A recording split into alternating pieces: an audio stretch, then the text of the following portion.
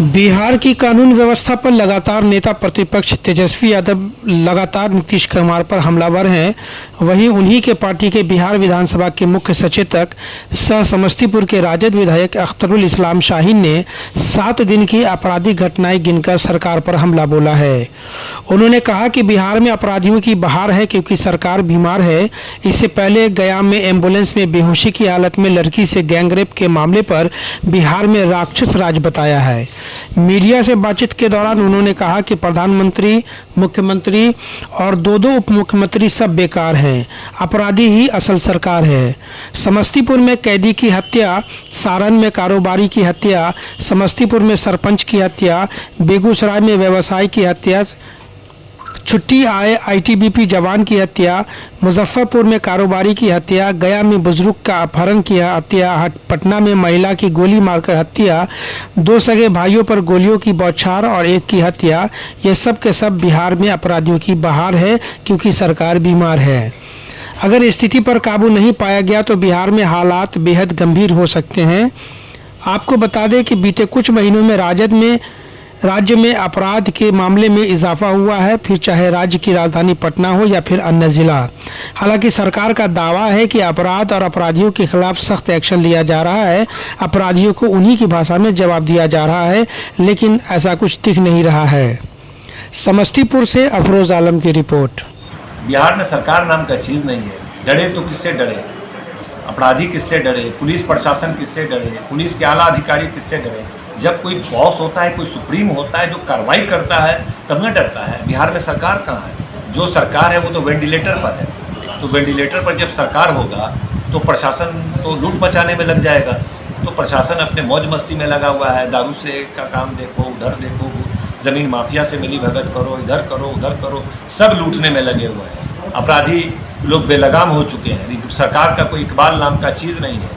जब एनसीआरबी का आंकड़ा बताता है भारत सरकार का कि लालू जी के और राबड़ी जी के शासनकाल में 90,000 अपराध की घटनाएं साल में होती थी, उसको जंगल राज की संज्ञा दिया गया। आज 3 लाख अपराध की घटनाएं घट रही है। नीतीश कुमार के शासन में 65 से 70 हज़ार हत्याएँ हुई है। 65 से 70 हज़ार हत्याएँ नीतीश कुमार के कथित सुशासन की सरकार में हुई है। 25,000 से ज़्यादा रेप की घटना घटी। आप समझ सकते हैं कैसे बुरे दौर से बिहार करा रहा है।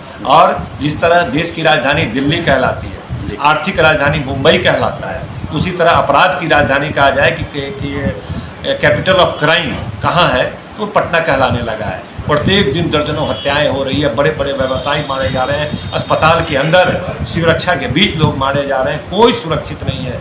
ऐसी अराजकता के दौर से लोग गुजर रहे हैं। ये महागुंडा राज बिहार में स्थापित हो चुका है और नीतीश कुमार को कुछ पता भी नहीं है कि दिल्ली कितनी हत्याएं हो रही है, क्या हो रहा है। ये सबसे दुख की बात है। कोई प्रयास नहीं हो रहा है कि इससे निदान कैसे मिलेगा। अब केवल एक निदान है कि तेजस्वी यादव जी ही के नेतृत्व में बिहार का निर्माण होगा, तभी बिहार में एक अच्छी सरकार बनेगी, विकसित सरकार बनेगी, अपराध मुक्त सरकार बनेगी, रोजगार वाली सरकार बनेगी। तमाम सर, आपके शहर समस्तीपुर में आए दिन जो है सो आईजी और डीआईजी का आना होता है या समीक्षा बैठक की जाती है। आज भी डीआईजी आई हुई थी, लेकिन कोई जो पहल होनी चाहिए क्राइम रोकने के लिए वो पहल नहीं की जाती। बिहार की जनता, समस्तीपुर की जनता बहुत बारीकी से देख रहा है। जी, शहर में कई ऐसी हत्याकांड हुआ है। जी, प्रत्येक दिन समस्तीपुर जिला में भी अपराध की घटनाएं घटती जा रही है।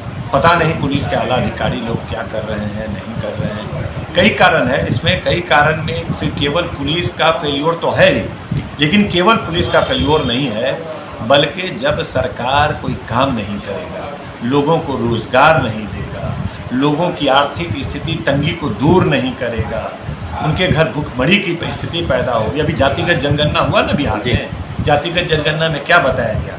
1 करोड़ परिवार ऐसे हैं जो 6,000 से कम आमदनी पर जीवन बसर कर रहे हैं। अब 6,000 अगर आपका इनकम हो तो आप क्या खाएंगे, आपकी बीवी क्या खाएगी, आपके दोनों तीनों बच्चे क्या खाएंगे, आपके माता पिता क्या खाएंगे, आपके कैसे परिवार चल सकता है? उनका कपड़ा लत्ता कहाँ से होगा, दवाई दारू कहाँ से होगा, बच्चे का पढ़ाई कहाँ से होगा?